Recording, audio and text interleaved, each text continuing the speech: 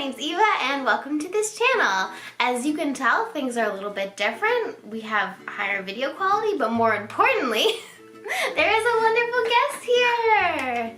So this is my lovely friend Kirsten, and she is an amazing sex educator and disability and chronic illness activist. She has an amazing blog and podcast and produces all sorts of amazing content on the internet. Pronoun-wise, I'm pretty fluid with whatever. I have been sick since I was in kindergarten, so it's been a minute. So before you come out here with any magic miracle cure, she got it. I've tried yoga upside down naked while drinking kombucha. It did not work. Okay? Yeah. It's just not gonna happen. It's been really an interesting journey, and I think the fun thing about it is like being able to share it with other people and help them with my story, because that's like what I like to do, is help people, and especially with sex, because sex is awesome and a great pain reliever, and we should all be able to enjoy it. So Kirsten is here to talk about masturbation, specifically around like queer and transness and a chronic illness and all those intersections. So we're going to be talking a little bit about education, sex ed, talk a little bit about masturbation with these intersections, and just have a great old time.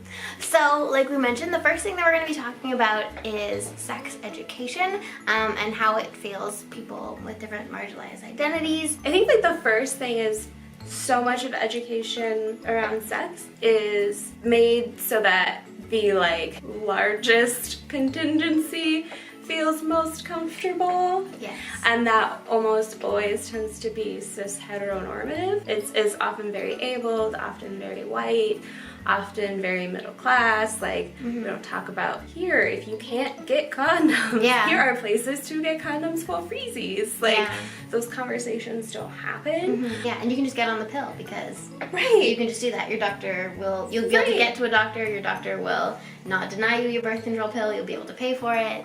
You won't have to hide it from anyone. Yeah, exactly. When that's not.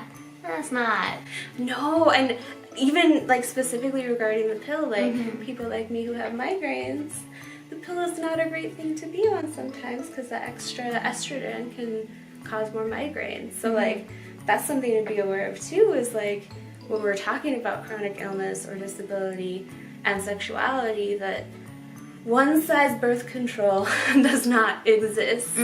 A lot of birth control options do not fit a lot of people, and even if you go to discuss it with your physician, they may not know all of those options. So it's one of those things where you have to like really educate yourself about what you might need and what your like identities may need to like actually enjoy sex. I'm on a bunch of different medications for my health issues, so I have to go into each medication and like look up possible interactions.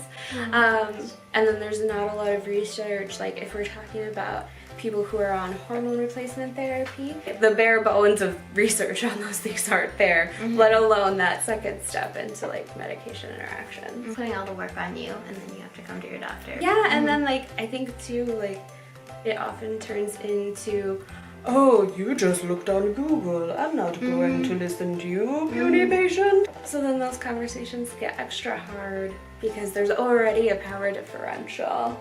And then you've just, by trying to advocate for yourself and the doctor's crummy reaction, it just grew that much, you know, and it just makes it that much harder. And even in research too, like there's very little research on like illness and disability when it comes to sex, and the research that does exist is between white middle class, like one partner's abled, one partner is not, and the abled partner is almost always male and the disabled partner is almost always female, and they both identify as straight. Like we're not even talking about what happens if you're a queer person who has a vagina who's dating another person with a vagina and your fingers lock up all the time, and how that can fuck up with your sex life, right? Like, where's that reason? We're not even talking about that. And like, my brain just like exploded. I think it's like so important to think about too, like when we're talking about things like masturbation, right? Because if my finger dexterity is having a bad day, but like I know the masturbating will help me with my migraine or help me with my chronic pain, it puts me in like a very weird situation where I have to figure out like what toy I can hold or what's what's something I can do, what position can I be in to be able to masturbate effectively if I can like barely move that day. And are there hands-free toys? There are some hands-free toys. They're mostly geared towards penis owners, which is good, but also I would like one. Yeah. All of us need love too. We talked a lot about sex toys. Sex toys, I think, are pretty radical still in like sex education spheres, and like what is the basic information we need to give people. You were to teach about sex toys in sex ed to like high school students. That would be so radical and threatening because it means sex doesn't need a penis. That's one thing I think, and the other thing is that it's just about pleasure. Queer sex and trans sex and like sex when you have a disability, sex toys can be a huge part of that. Yeah, and if you're not giving that information to people who have those identities or experiences, then like you're making their lives a lot harder than they need to be. One of the things that I learned early on is the connection between like having an orgasm and then like the endorphin release and reducing pain. And I think it's an interesting thing being an American.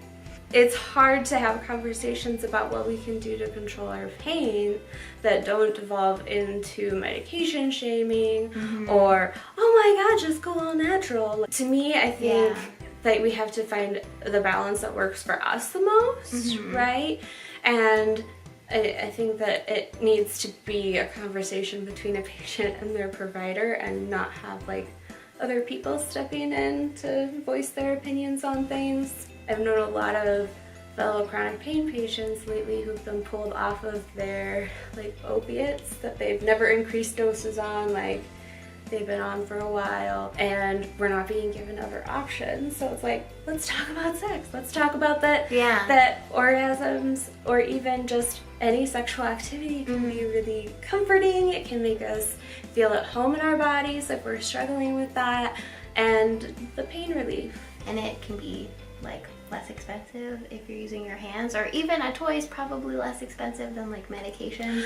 Like my migraine medication for like 9 pills, if I pay out of pocket, it's $133 versus like trying to do orgasm, like to control that pain, or trying to use like toys to help like massage some of the nerves that get upset. My doxy massager is one of my favorite things because the vibrations are so powerful that it's not just great for orgasms, but like it's fantastic for like the kink in my neck. I like to call it like a dual use toy because it can do both. Like get you someone that can do both, but also get you the toy that can do both. While we're here, we could talk about lowering the price of quality sex furniture. Do you want to explain to me what sex furniture is? So sex furniture is kind of like a subset of sex toys. If you think about the popular kinds of brands that are out there, it's things like Liberator, that make like the Liberator wedge, and they've got like all the different triangles. They can be really fun additions to sex for anybody. But as someone who has like health issues, that would be an amazing thing to have. Like there are certain positions that I cannot get into for sex without like towering pillows, and then at some point I'm just like in the bottom of a pile of pillows instead of like actually getting support from them. Having those things could be really revolutionary for a lot of people, especially people with chronic illnesses. So if we could bring that price from like $400 down. Yeah. Great. So thank you so much for being here. Thanks for having me.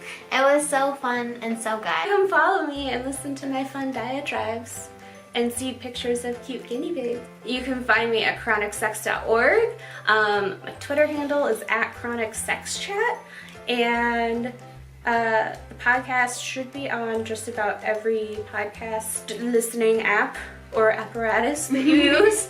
It's just called the Chronic Sex Podcast. You can follow me also on Twitter and Instagram. I'll put the links in the description. Have a lovely